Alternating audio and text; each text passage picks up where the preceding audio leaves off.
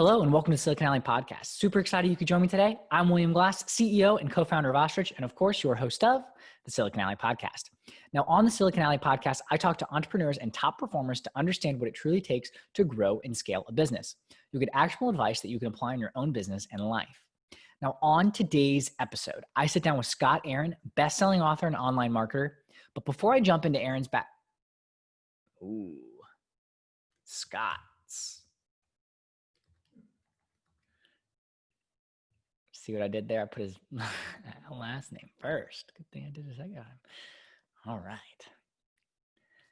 Hello and welcome to Silicon Alley Podcast. Super excited you can join me today. I'm William Glass, CEO and co-founder of Ostrich, and of course, your host of the Silicon Alley Podcast. Now, on the Silicon Alley Podcast, I talk to entrepreneurs and top performers to understand what it truly takes to grow and scale a business. You'll get actionable advice that you can apply in your own business and life. Now, on today's episode, I sit down with Scott Aaron, best-selling author and online marketer. But before I jump into Scott's bio and what you can expect on today's episode, if you have not already, subscribe and follow the Silicon Alley Podcast so you get notified when a new episode drops every Friday. And of course, if you hear something you like, be sure to share the podcast with others on social media, text, email, or however you prefer. Today's guest, Scott Aaron, is an internationally acclaimed online marketer, best-selling author, podcaster, and speaker. Scott specializes in converting traffic, creating residual income using LinkedIn, and building personal brands. Scott fully immersing himself in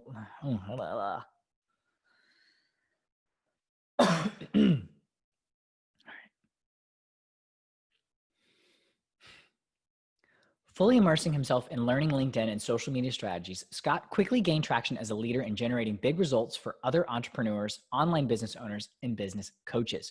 Scott is passionate about helping fellow entrepreneurs achieve success while building their own network organically and without complicated and costly marketing tactics. People-focused and result-driven, Scott's strategic approach to teaching others how to create wealth online is a game changer when it comes to competing in a saturated digital world. Now, on today's episode, Scott's story is very unique, being thrown into entrepreneurship at the age of 18 when his father was sent to prison for 3 years for insurance fraud, leaving Scott to run the family gym. Scott talks about how that experience and the feelings towards his father shaped his drive and overall journey as an entrepreneur. You'll learn the strategies and tactics that he used to build multiple six-figure businesses and his advice on connecting with people to build a brand. Jam-packed with value, I hope that you enjoyed today's episode with Scott Aaron. You got no time to waste, but still you hesitate. Caught in a circle saying, I'll never leave this place. All right, Scott, welcome to the Silicon Alley Podcast. I'm super excited to have you on. Me too, William. Thank you so much for having me and just, grateful to be able to connect and provide some value. Yeah, absolutely. Absolutely. So I'm really curious to hear your story because it's a perspective that we haven't had on the podcast, which is from a network marketing lens and then also starting your own company around network marketing. So I'm really interested to hear your story of how you got into entrepreneurship and then, network marketing specifically. Yeah. So it's a heavy question. So I've been an entrepreneur my entire life. I got into entrepreneurship when I was 18 years old. I started actually in the health and wellness industry in 1998. Okay. And how I got into entrepreneurship, my father was the entrepreneur. He had various industrial businesses and was a gym buff, and then got me into that, and basically opened up a family gym in downtown Philadelphia because of a need. He was working for a company prior to that was actually under investigation for insurance fraud by the federal government. And Wow. that ended up landing him in federal prison for 24 to 36 months. So basically, I think my father knew his eventual demise, and he wanted to leave the family something while he was away. And I was at the University of Pittsburgh. I was just doing regular business studies. And I came back after my freshman year, re-enrolled at Temple University in downtown Philadelphia, and basically took over the gym as an 18 and a half, almost 19-year-old kid, having to learn how to be a servant leader, how to manage a business, how to run a company. So it was probably the best entryway. Obviously, it was very sad of what my father had to go through, but that was his journey. This was my journey.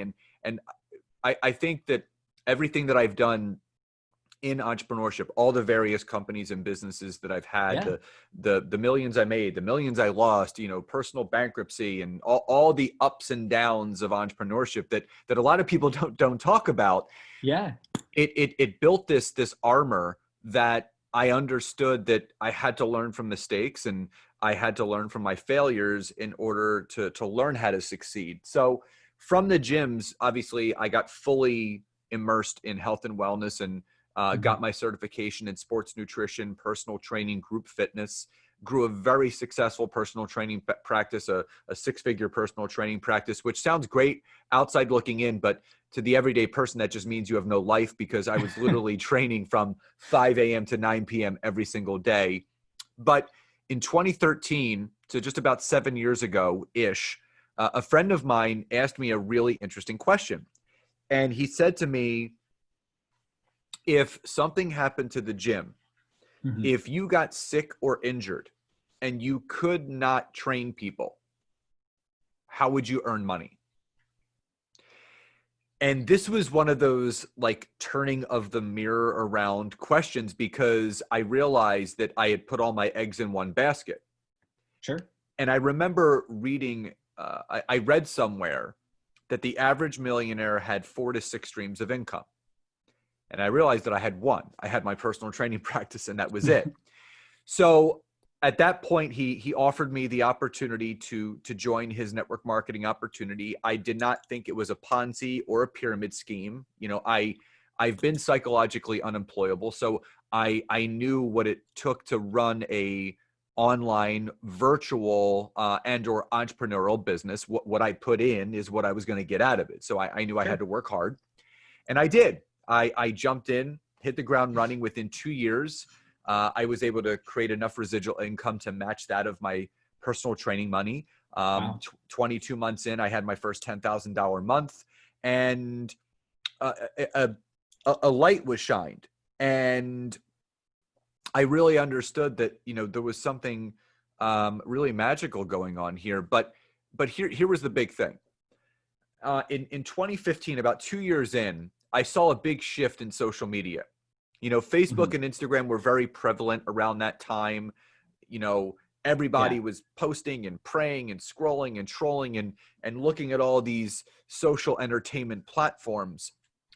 And what I found was I was being pulled away from something that I had spent nearly 65,000 hours doing, which was building rapport and human connection with my clients. When you spend that much time with a client and with clients and getting to know them, and now you're just on your device and you're just posting and waiting for people to reach out to you, it becomes depressing, because the best building block and the best tool for any business is other human beings. It's connection, it's community.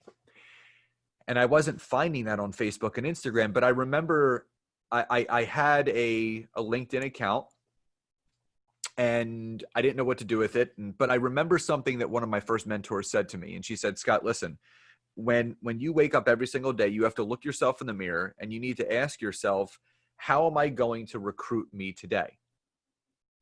How am I going to connect with myself today? And it was a light bulb. I'm like, that's it. I need to connect with other business-minded people just like me.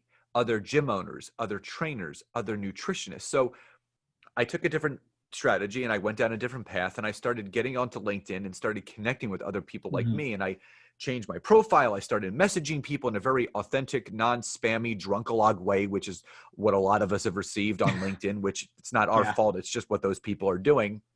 And a lot of people started reaching back out to me, and I started setting up phone call, and my business grew and grew and grew. And I remember I reached out to a buddy of mine, Joe Alonzo, and I said, Joey, listen, you got to get on LinkedIn. It's an absolute goldmine. And he was also in network marketing. And I said, listen, here's what I want you to do. I want you to do A, B, and C, basically of what I knew at the time.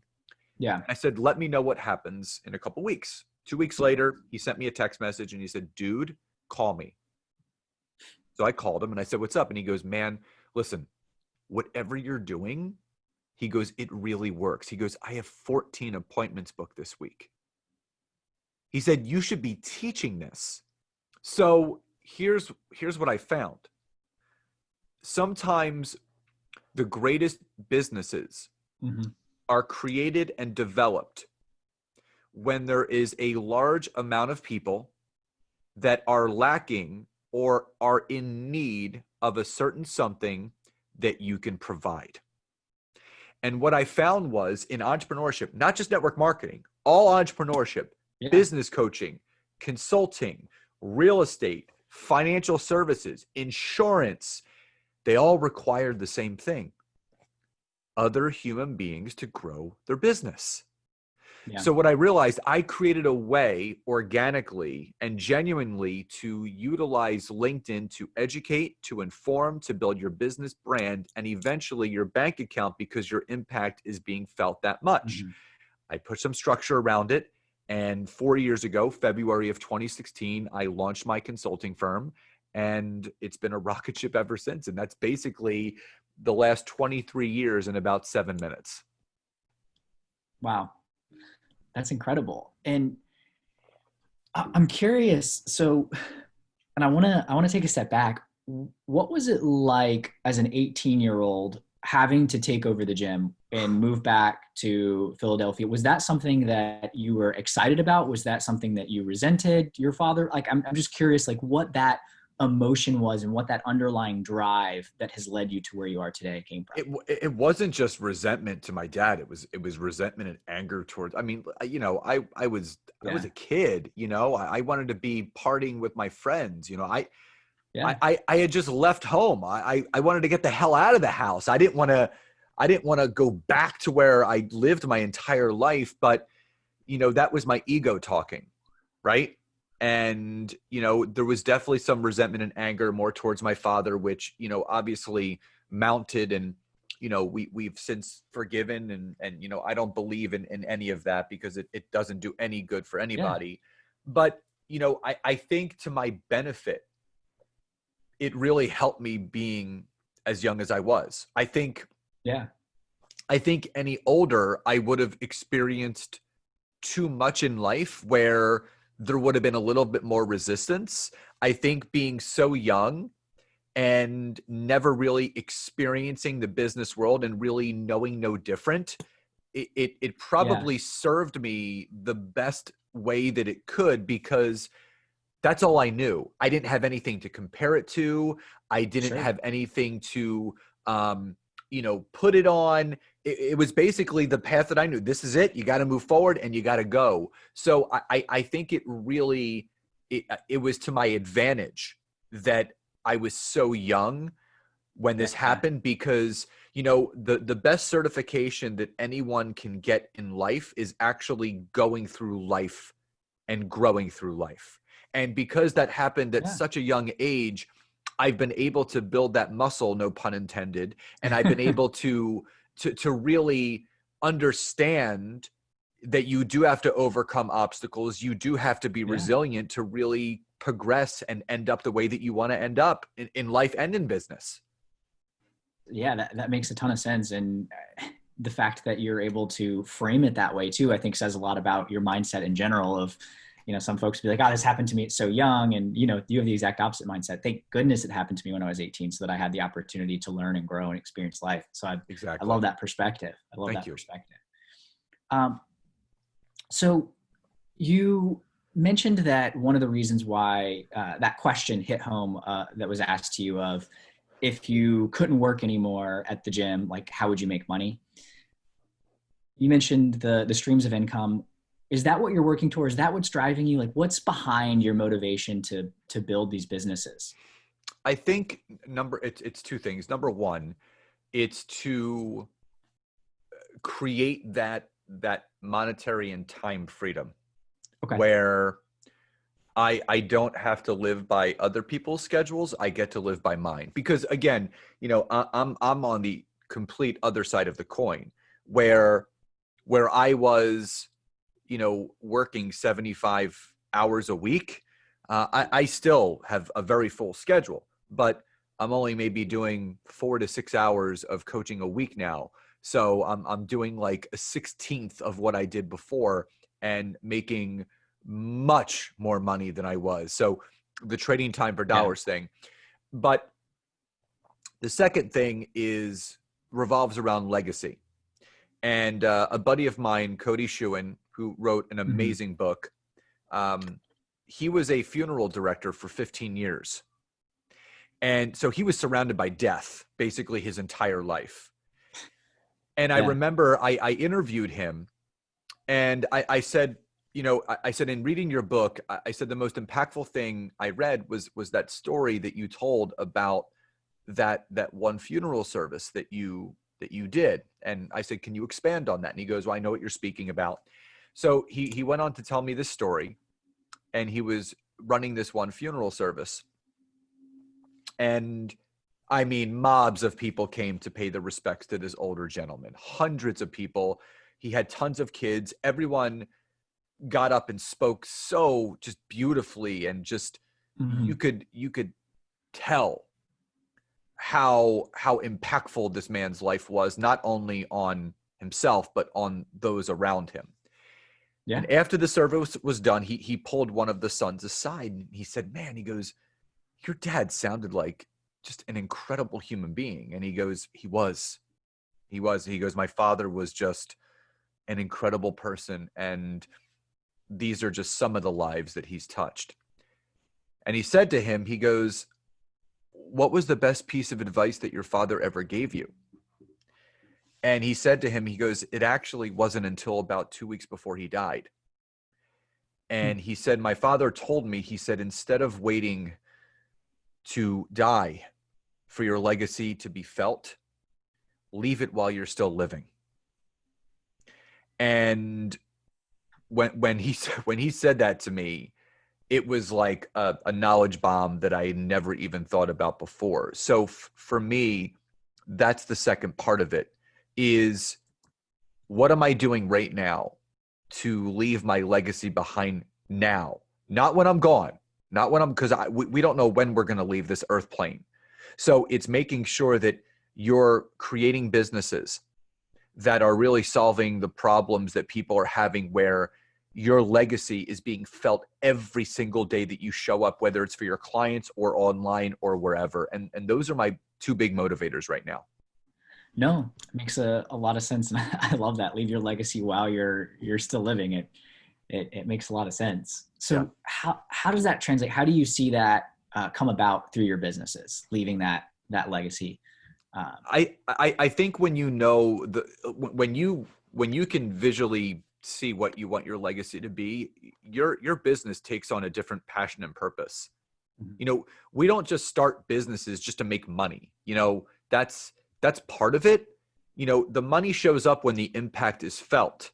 So for me, knowing the legacy that I want my business to have, it's a motivation. It's a drive that it's unmatched in business. You can be a motivated and inspired person, but when you understand and the legacy that you want your business to leave behind on your clients and the people that work for you and the people that you work with, you start showing up a different way. And we create these businesses to solve problems. We create these businesses to make people's lives better. We create these businesses to change people's lives. There is a reason, and there is a purpose and a passion behind everything that we do. So when I really started to really lock in on the legacy of my business, not just personally and professionally, just everything, it makes you show up a much different way. You're just more present, you're more aware, you're more focused, you're more clear. And also you're just so aware, not what you need, but what other people are really craving right now. So you start delivering to people in a much different way. And William, I can't tell you, for any entrepreneur that's listening to this, for any person that has a business, when you get clear on your legacy of your product, of your business, of your service, whatever it is, it's going to take your business to the next level. Interesting. No, Scott, that makes a lot of sense. It makes a lot of sense.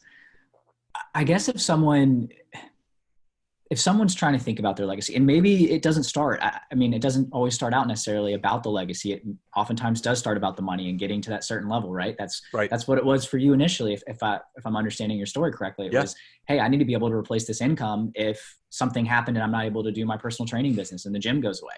Right. What do I do? I guess I'm curious about your perspective on that, either transition or how those relate, because sometimes legacy's at the forefront, but oftentimes it might be the monetary side. I think it has a lot to do with emotional intelligence. And I think for me, when I was in the weeds, so to speak, of my personal training business, I didn't have time to focus on my goals. I didn't have time to focus on my dreams. I didn't have time to do personal development or read books or journal or meditate or do any of those things that high performers do. It was rinse, wash, repeat, rinse, wash, repeat. I woke up at 4:00, got to the gym at 5, trained all day, went home, ate, showered, got in bed, and it was Groundhog's Day. I was literally Bill Murray for 18 years. That's what I did. And when I started, and that's why I'm so grateful to network marketing, because, whether it's people that dive into Etsy or Shopify or, drop shipping, whatever people are doing, everyone has that first entrepreneurial experience, whether it's a lemonade stand or, selling baseball cards or comics. Once you take that lid of entrepreneurship off, it's a fire that's never going to go out.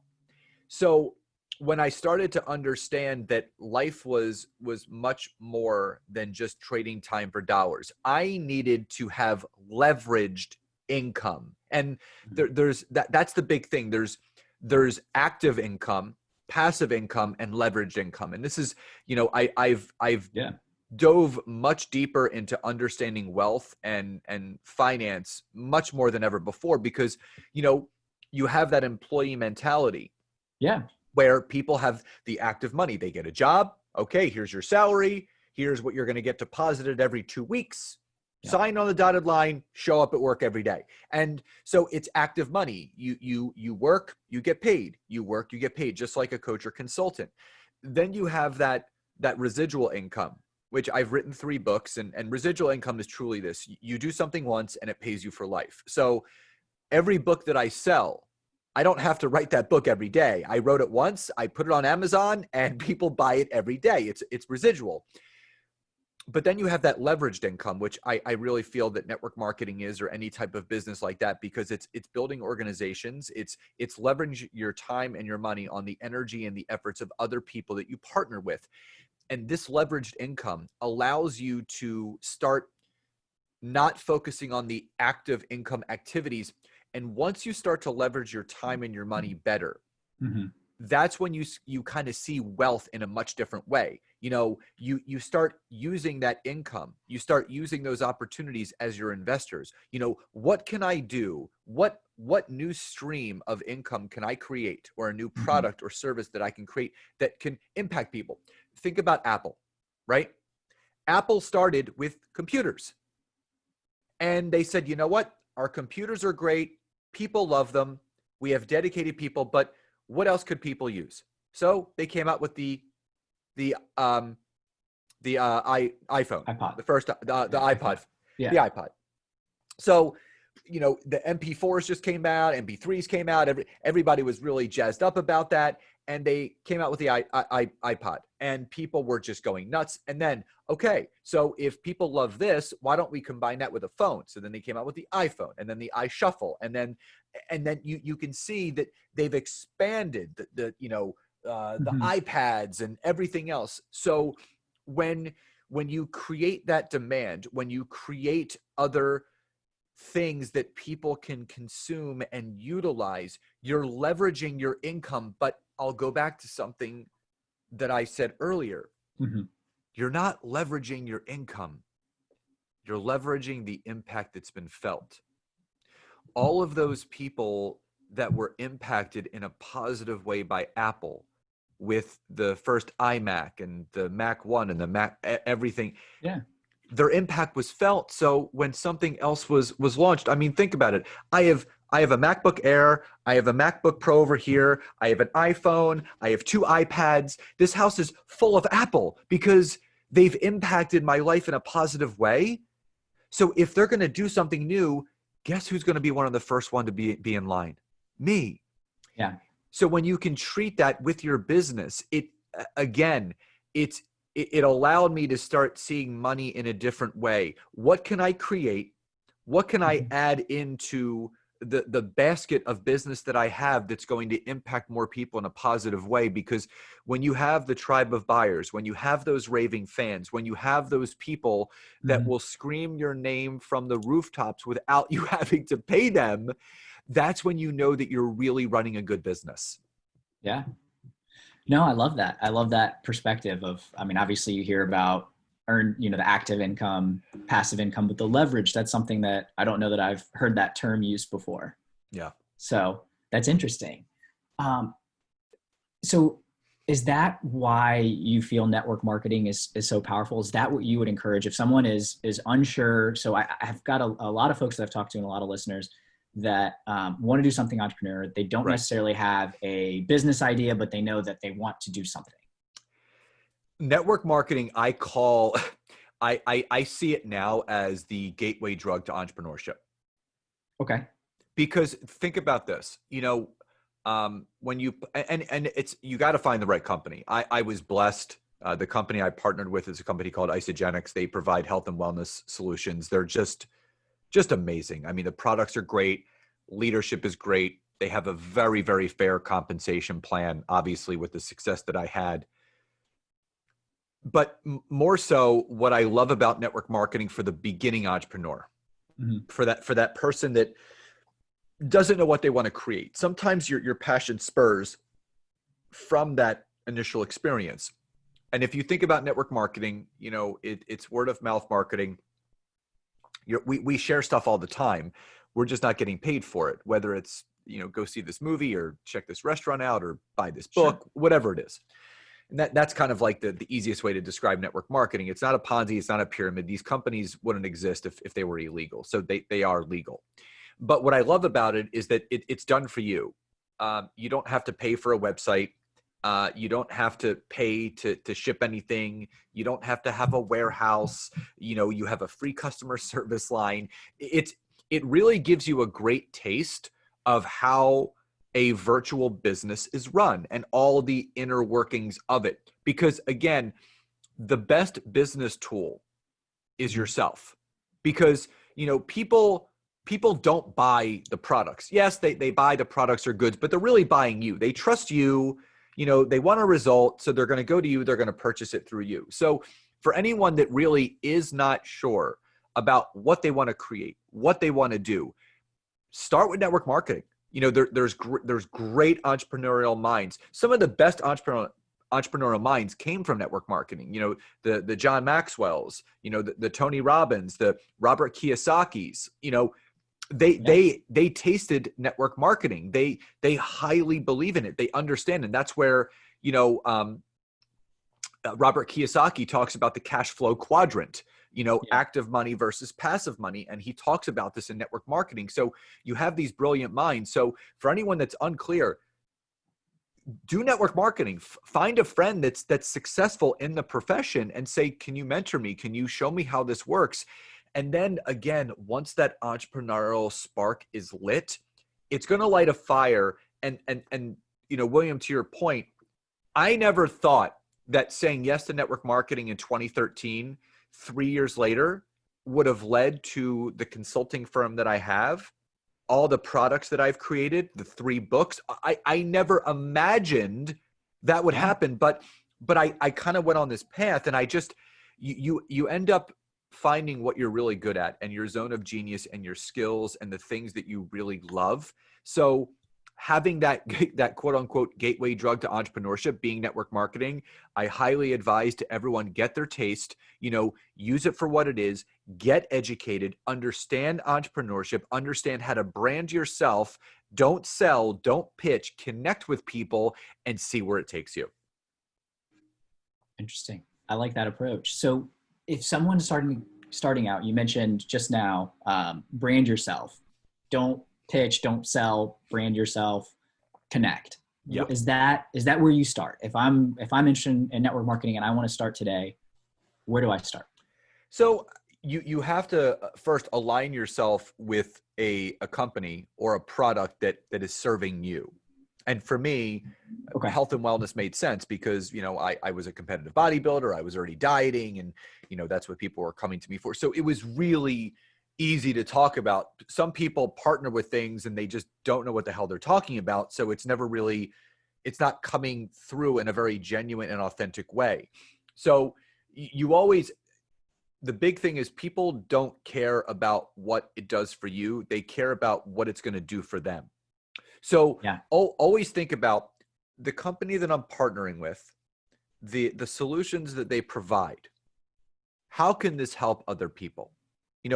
What are other people going through where I can provide a solution for them? So there's two things that people need to do on social media that is really going to build the best brand for you. And if you do this and you are consistent every day, you are going to build the know, like, and trust factor. So number one is educate your audience. You don't have to know everything. You have to know just enough to educate them on something that they do not know, because then you become that thought leader. You become that self-appointed expert in that specific thing where people are actually coming to you for advice. Yeah. The second thing is informing your audience. So when you provide content, and again, this goes for Instagram, Facebook, LinkedIn, wherever you're building your audience, when you spend your time educating and informing your audience about something that something that they maybe don't know, some tangible tips, giving as much as you can, adding value to their life without expecting anything back in return, that's when you'll build the best brand. Because so many people, and William, you know this, and I'm sure you have friends that are entrepreneurs, everyone is spending too much time selling and telling and not enough asking and listening. So I always remind people, when you're building your brand on social media, do not post things based off of what you want to say. Post content based on what people want to hear. And there's that is a huge difference, because so I always tell people, take yourself and think about the person that you're seeking to connect with. Think about that customer, that consumer, that client that needs what you have. Yeah. Put yourself in their shoes. What do they need to hear right now? So when you can do that, then you can start building content around things that are going to organically, genuinely, and authentically connect to something that they want to hear. So instead of you pitching and selling, which is inevitably just going to push people away from you, you're actually educating and informing and speaking about what they want to hear. So it's going to bring people closer to you. So you build that brand that's based on that know, like, and trust factor. That makes a ton of sense. I love that. I love that. Is there, when it comes to asking, I know obviously you focus on LinkedIn, but any thoughts around if I'm trying to understand what I should be asking, what does my, I guess, ideal customer want? How do I understand that? How do I get in the mind of my potential buyer so I can build that community and figure out what they want versus what I want to say? Absolutely. And the best thing that and I still do it to this day is I do something called a CTA, a call to action. Mm-hmm. And there's a simple saying that you have to ASK to GET. You have to ask in order to get. So I always provide education information on LinkedIn, actually all platforms. But if you want to find out what people are requiring, if you want to find out what people are craving, if you want to find out what people need, you have to ask them. So whenever I put a piece of content out there, at the bottom of it, I'll say, I'll give some like tips about connecting or, finding out about your business avatar, whatever it is.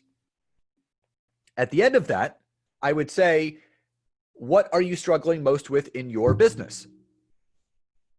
Yeah. So when I ask that question, then I start getting answers from different people that are struggling with different aspects to their business. Now, not only have I got into the mind of my potential client and customer, but now I'm also cued in as far as what kind of content I need to start building. Because you want to build content, again, based on the needs of your audience, not about the wants that you have. So now that my audience is actually revealing some of their stumbling blocks, some of the bumps in the road that they're having, I can take all of those things, write them down, and now I can start creating content around those things that they're struggling with, which inevitably is going to organically connect with them when I actually do a video on this stumbling block, which is going to start to build that trust. And if I'm giving that free content and that free value to them, Yeah. who are they going to look to hiring or working with when that need becomes great enough? Yeah. Me. That makes sense. It makes a lot of sense, Scott. So you touched on this already. And it sounds like you said you've studied wealth a lot, but if you were to describe your relationship with money, how would you describe it? Really good. And Yeah. it wasn't always that way. You know, one of my first business coaches, Jeffrey Combs, said, "Why do you care so much about money? Because it doesn't care about you." And and he was right. Like, we all care so much Yeah. about money, but money doesn't care about us at all. And what you have to understand is that, you know, you hear about this thing called the law of the lid, where inevitably people, they put a cap on what they feel is a lot of money. And, you know, what you think about most often is what you become. What you think about most often is what you attract and what will happen. So for me, I had to really work on my abundance, but also my self-worth, because again, you know, I was so used to trading time for dollars Yeah. that, you know, charging $80 for personal training is much different than charging for a $4,000 coaching program. And that's a huge monetary mindset shift that someone needs to make.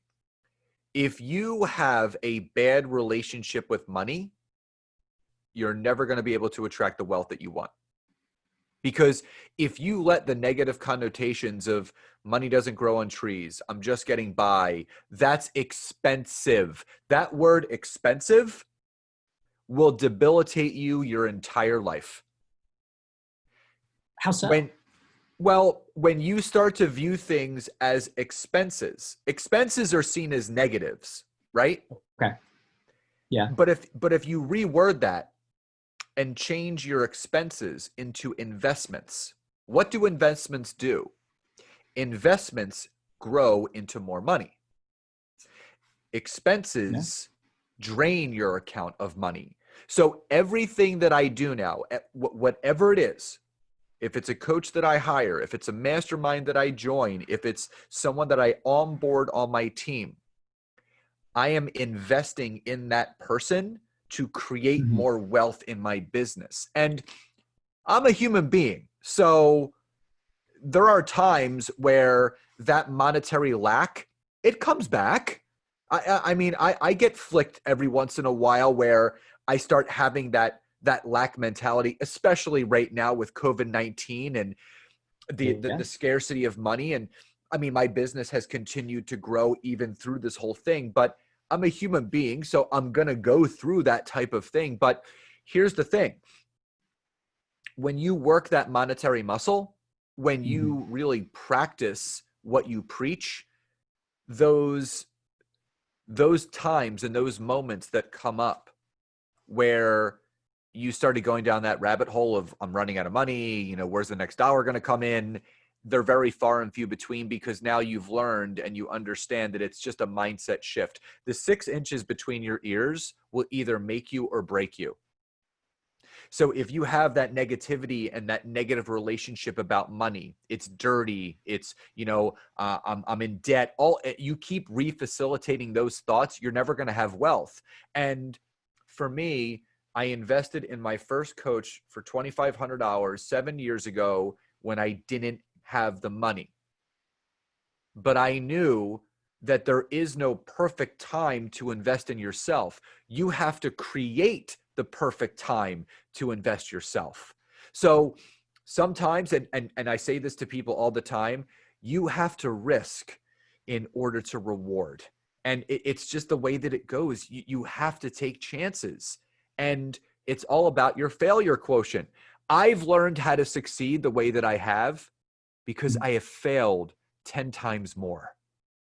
The more that you learn to fail, the quicker you're going to learn how to succeed. And money has a lot to do with that. You have to have that healthy relationship with money. It's who you surround yourself with. It's the books that you read, the podcast that you listen to.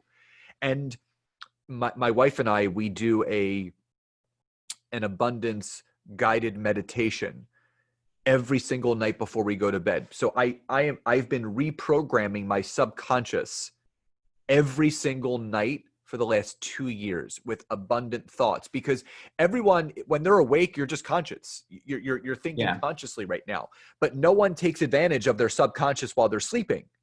Mm-hmm. So that's why I do this abundance guided meditation while I'm sleeping. So my subconscious is constantly getting fed abundant thoughts and mantras to reprogram my thoughts to have a better relationship with money when I am conscious and awake. I love that.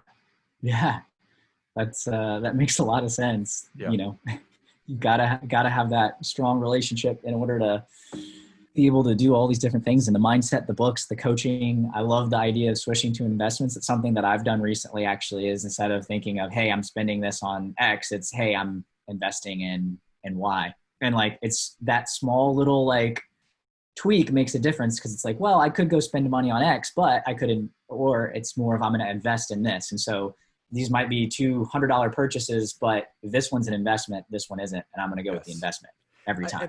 I mean, William, just think about this. We're in a society that wants instant gratification, right? Yeah. We want to do something. I want to be a millionaire tomorrow. No one is willing to play the long game. Yeah. Entrepreneurship, just like life, it's a marathon, not a sprint. So it's whatever you can do to consistently invest in yourself and your business, compound it over time. It will pay you just like a 401k. It will slowly build over time, and your wealth will be created, and you will have more money because you have impacted more lives than you can ever imagine. Yeah. So true. Speaking of compounding, what would you say is the best investment you've made, Scott? The best investment I ever made, well, I would say myself, definitely number one, because, I am definitely the captain of my own ship and investing in me. But I would say within me, externally, the best investment I ever made was in a high-level mastermind in 2019. It was a large investment. It was a multiple 5-figure investment to be a part of this mastermind for a year. You had to be at a certain monetary qualification to get in. It's with one of my good friends and mentors, Chris Harder.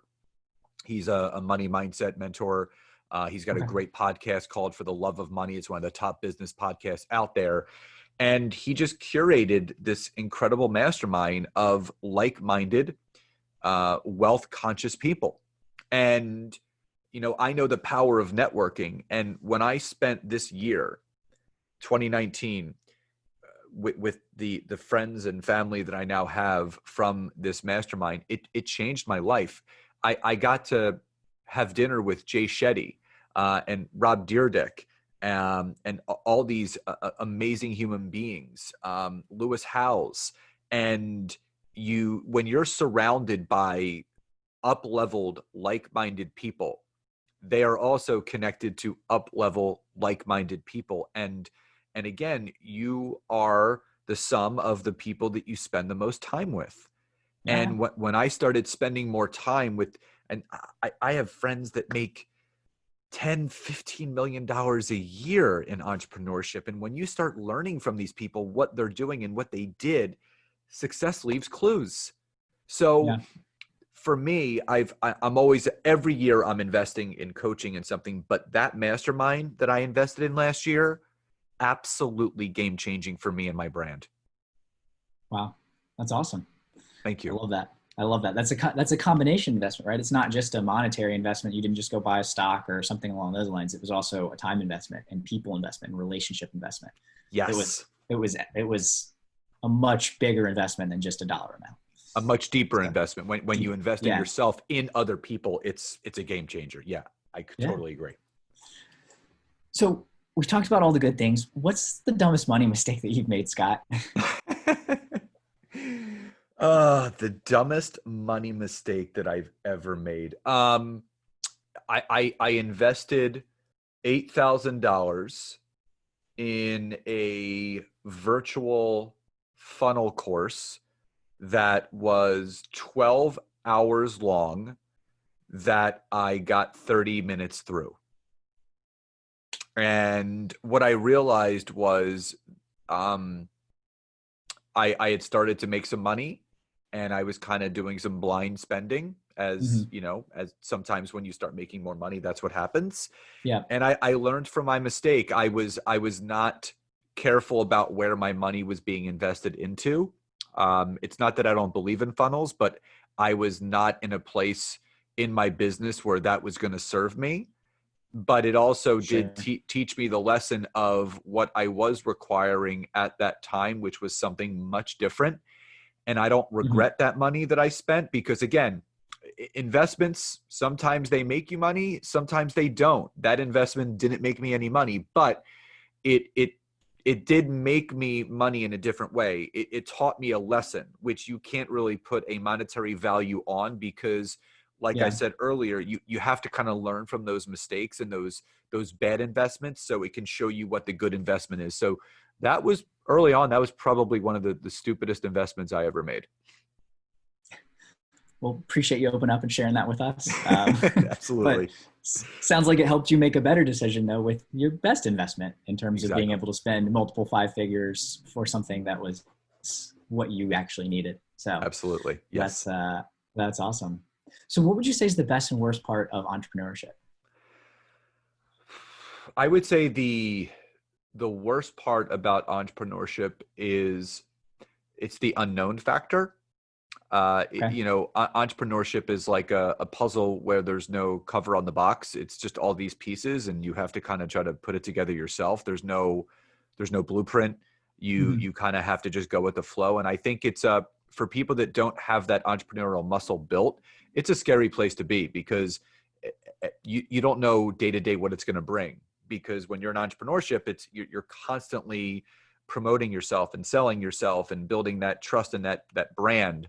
So I think that's the worst part about it, is the unknown. But once you get comfortable with the unknown, it actually leads to the best part, which is the uncomfortable zone of entrepreneurship. Because you know, you have the comfort zone of what we're used to doing is what's comfortable, what's easy. And then you have the unknown zone, and you have the uncomfortable zone. That's where all the growth is. So the best part of entrepreneurship is that I would have never been able to grow personally and professionally the way that I have if it wasn't for entrepreneurship. They don't teach this in college. They don't teach this in high school. The books that I've read, the podcasts that I've listened to, the mentors that I've worked with, that's honestly been the absolute most gratifying part of entrepreneurship is the people that I've been able to learn from. And again, I don't ever see things as like the worst or the best, but the worst part in the very beginning is that unknown. It's scary as shit when you push your chips all in with entrepreneurship and you don't know where the money's going to come from, because it's just not a guaranteed thing. And that's why a lot of people love the safety of a job, because I'm going to pay you X and this is what you're going to get. With entrepreneurship, there's no cap. You can create as much as you want. So I think that's the worst part about it, is just how scary it is in the very beginning. But again, the best part I would say is absolutely that personal development, because those bad times, they become far and few between, because you start to understand what needs to be done. Yeah. No, that makes sense. That makes sense. And again, I'm noticing this trend of people and relationships is really important, and who you are and what motivates you. Yeah. I'm curious, as someone that studied wealth, what would you say is the biggest challenge facing everyday Americans when it comes to finances? I would say is not understanding how to manage their money. A lot of people, as they make more money, they start adjusting their spending correlated to how much money has been coming in. So Yeah. I wouldn't say that I've been a frugal spender. I mean, I just bought a house, but I saw that as an investment. We have another property that we were going to sell. We actually pulled it off the market and we rented it out. So now we have it as a rental property. So we have someone else paying our mortgage. Yeah. So for me, I think the biggest problem is, and this goes back to what was hurting me, is that I didn't understand how to manage my money. But number one, I didn't understand passive investing. And when I hired a financial advisor about 10 years ago, when I had just turned 30, because I had a goal of having over $1 million worth of retirement assets before I was 60 years old, because I didn't want to wait to enjoy life. So I think for me, I learned very early on that no matter how much or how little you invest, whether it's a whole life insurance policy, whether it's an IRA, whether it's a 401k, whatever it is, understanding is that, don't spend everything that you have.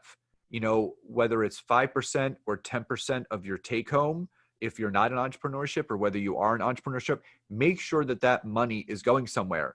And even today, $1,500 a month automatically gets taken out of my working capital account that goes into my 401k every single month. So I know every single year, $18,000 is going into my retirement account.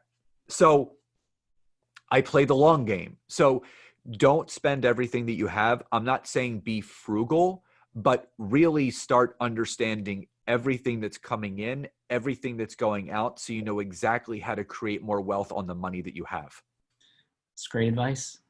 Thank you. Well, Scott, this has been a lot of fun. I'll give you the floor if you want to leave the audience with anything, and then please let us know how folks can connect and follow you on social media and support what you're doing. Awesome. So again, thank you for the opportunity. My website, www.scottaaron.net, 2 T's, 2 A's, is the best way where you can find out everything that I do. It's where my podcast, my books, and my services are. On social media, Facebook and LinkedIn, it's under Scott Aaron, and my handle on Instagram is @ScottAaronLinkedIn. And there's two things that I always like to leave any audience, is that something that I've already spoken about, is that your failures will always open the doors to your successes. So no matter what you're doing, whether you're in entrepreneurship or not, really seek to increase your failure quotient, because if you want to succeed, that's how you'll learn how to succeed faster. And number two is understand that there's millions upon ways of how to succeed, and there's only one way to truly fail, and that's to quit. So whatever it takes, no matter what happens, do not quit on your goals, dreams, and aspirations, because that's the only way you're going to stop your dreams from becoming your reality. It's powerful stuff. Thank you, Scott. Yeah, thank you so much. This was a lot of fun. I'm really glad you could make it. Awesome. William, again, thank you for the time and the opportunity to come on here, and I hope I left people better. All right. That concludes today's episode of the Silicon Alley podcast. I hope that you enjoyed my conversation with Scott Aaron.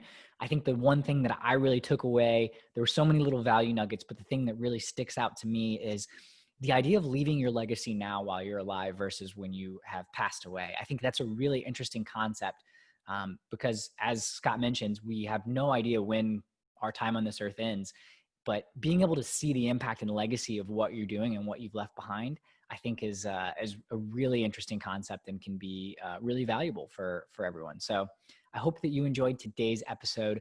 Again, if you have not already, please follow and subscribe to the Silicon Alley podcast and share this episode if you got value with others. I'm William Glass, CEO and co-founder of Ostrich, and of course, your host of the Silicon Alley Podcast. That's it. Have a great one, everybody. You got no time to waste, but still you hesitate.